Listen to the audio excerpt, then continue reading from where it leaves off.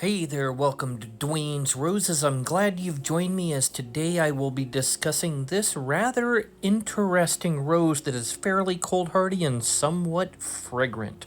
Let me back up to the Chinook Sunrise, the Canadian rose. I was using pollen from a lot at that point. And I had this rose, which had been Lily in Austin and Lady of Shalott crossed. You can see the bloom resembles the pollen parent. And I was testing it even on its first bloom as a young plant, and it took the pollen set hip. And from that very first few batch of seeds, I got this plant, which is certainly not what I was expecting, but it did exceed expectation. And I'm surprised so far at just how cold hardy it has proven to be.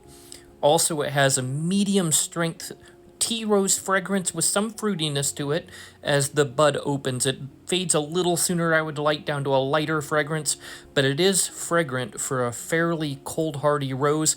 In fact, we will need to test and see just how cold hardy this rose is, as I have yet to see any dieback on this plant. So looking to test it in colder climates even than ours.